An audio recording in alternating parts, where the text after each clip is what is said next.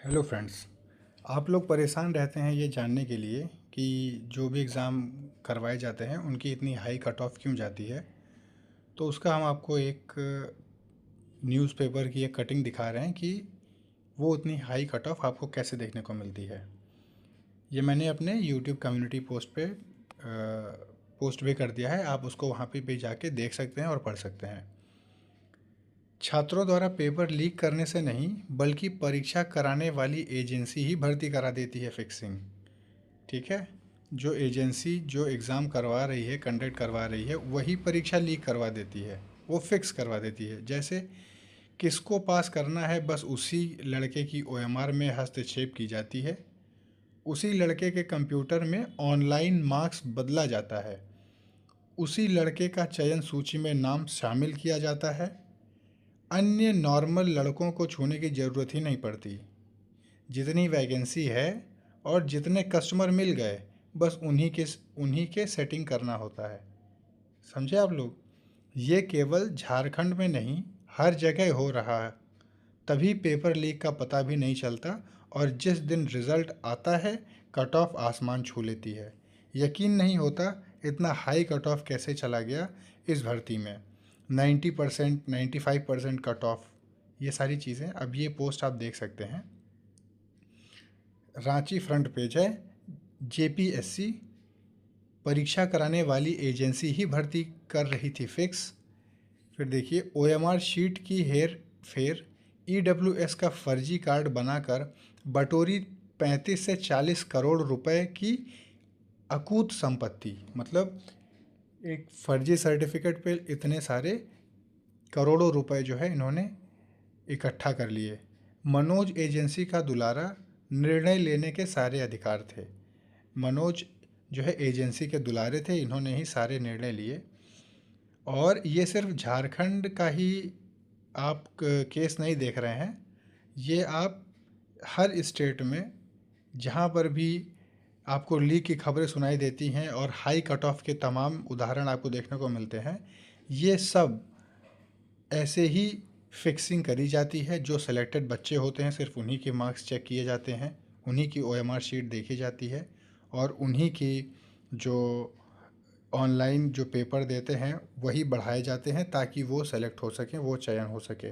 बाकी जो normal candidates हैं उनके बारे में कोई कुछ नहीं करता है। उनकी ओएमआर शीट वैसे की वैसे बनी रहती है। अब इसको अगर आप और डिटेल में पढ़ना चाहें तो आप यहाँ से देख सकते हैं। झारखंड लोक सेवा आयोग की कई भर्ती परीक्षाओं की निष्पक्षता सवालों के घेरे में आ गई है, क्योंकि जिस एजेंसी को परीक्षा संचालन, ओएमआर प्रोसेसिंग और डिजिटल मूल्यांकन की जिम्मा दी गई थी, वही भर्ती फिक्स करने में लगा था। आयोग चेयरमैन को भेजी गई शिकायत में दावा किया गया है कि एजेंसी से जुड़े लोग ने नियुक्ति परीक्षा समाप्त होने के बाद हेरफेर कर अभ्यर्थियों को लाभ पहुंचाने का आरोप है। शिकायत के अनुसार अंतिम रूप से चयन के लिए प्रति अभ्यर्थी लगभग 25 लाख रुपए तक की डील की जाती थी। इतना ही नहीं, शिकायत में यह भी आरोप है कि एजेंसी से जुड़े बताए गए एक व्यक्ति ने स्वयं उसी भर्ती परीक्षा में अभ्यर्थी के रूप में भाग लिया और प्रारंभिक परीक्षा में सफल भी हुआ। ठीक है। पूरे नेटवर्क के कार्य करने के तरीके का भी उल्लेख, आप पूरे नेटवर्क का देख लीजिए कैसे कार्य करता है। शिकायतकर्ता ने केवल आरोप नहीं लगाए हैं बल्कि पूरे नेटवर्क के काम करने के तरीके का भी उल्लेख किया है। परीक्षा के बाद ओएमआर उत्तर पुस्तिकाओं की प्रोसेसिंग के दौरान हस्तक्षेप किया गया। डिजिटल मूल्यांकन प्रणाली प्रणाली का दुरुपयोग कर अंक बदले गए। इसके बाद मेरिट सूची में चयनित अभ्यर्थियों के नाम शामिल कराए गए। इस पूरे काम में एजेंसी से जुड़े प्रोग्रामर और अन्य कर्मियों की भूमिका होने की शिकायत की गई है। इन आरोपों की पुष्टि OMR data, server log, digital audit trial और सीसीटीवी फुटेज से हो सकती है। 500 ओएमआर शीट में हेरफेर की गई। फॉरेस्ट रेंज ऑफिसर और conservator of forest assistant conservator of forest भर्ती परीक्षा के 500 ओएमआर शीट में बदलाव करने के आरोप लगे हैं। इसमें एफआरओ परीक्षा में 350 से अधिक ओएमआर शीट में हेरा फेरी करने की शिकायत है। वहीं एसीएफ नियुक्ति परीक्षा में 150 से अधिक ओएमआर शीट में बदलाव करने का आरोप है। पीटी में 5 लाख रुपए और अंतिम चयन के लिए 25 लाख रुपए तक तय है। मतलब प्रीलिम्स टेस्ट के लिए आप 5 लाख रुपए दीजिए तब पास होंगे। अगर आप फिर आपको अंतिम चयन तक चाहिए तो आप 25 लाख रुपए दे सकते हैं। यहाँ पे खुला डील हो रहा है। सचिव के पुत्र के पीटी पास होने की भी जांच।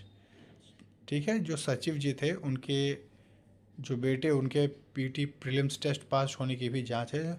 14वीं झारखंड सिविल सेवा परीक्षा में गड़बड़ी के आरोपों के बीच अब आयोग के सचिव के पुत्र के पीटी पास करने पर सवाल उठ रहे हैं। आयोग सूत्रों का कहना है कि पीटी का परिणाम आने के बाद सचिव ने पत्र देकर स्वयं को इस परीक्षा से जुड़े कार्यों से अलग रखने का अनुरोध किया था। इस संबंध में सचिव का पक्ष जानने के लिए कई बार फ़ोन और व्हाट्सएप पर मैसेज भी भेजा गया, पर उन्होंने कॉल रिसीव किया और ना ही मैसेज का जवाब दिया। इस मामले की भी सीआईडी जांच होगी।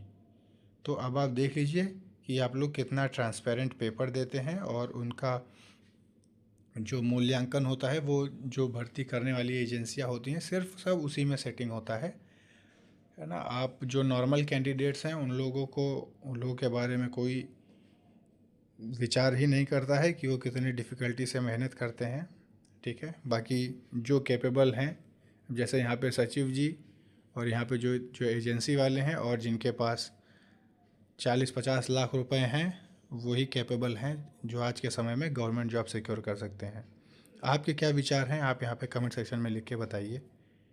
और ये न्यूज़ आपको कैसी लगी, क्या सोचते हैं इसके बारे में जो पेपर लीक इतने सारे हो रहे हैं। तो जो भी आपका विचार है वो आप कमेंट